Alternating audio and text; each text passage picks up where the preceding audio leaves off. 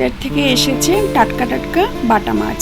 তো দেখো বাটা মাছটা ভাজা খেতেই বেশি ভালো লাগে, কিন্তু ভাজা করে একটু ঝোল করব। তো নুন হলুদ দিয়ে আগে মাছটাকে ভালো করে মেখে রেখে দিলাম।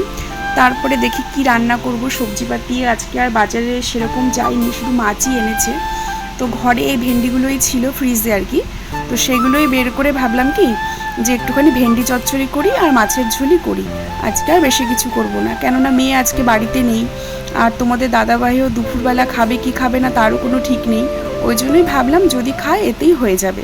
তো এদিকে নিয়ে এসছে আলু, মানে আলু এনেছে মাছও এনেছে। তো আলুগুলোর মধ্যে এত বালি আর মাটি থাকে, ভালো করে পরিষ্কার করে ধুয়ে রোদে শুকিয়ে নিলাম। তারপর এদিকে দেখো ভেন্ডি কেটেছি, পেঁয়াজ কেটেছি। তারপরে স্নান করে চলে এসেছি ঠাকুর ঘরে এসে আগে পুজোটা দিয়ে দিলাম। পুজোটা করতেও আমার বেশ খানিকটা সময় লেগে যায় ঠাকুর ঘরে এসে আর কি।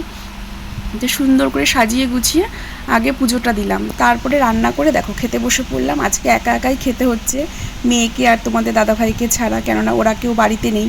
তো দেখো এদিকে ভেন্ডি চচ্চড়ি, মাছের ঝোল, আর আমি করেছিলাম বাড়িতে হোমমেড কাসুন্দি, মানে আমার বানানো কাসুন্দি। তো এই 2-3 চামচ কাসুন্দি নিয়ে নিলাম। তারপরে আমি দেখো খেতে বসে পড়লাম।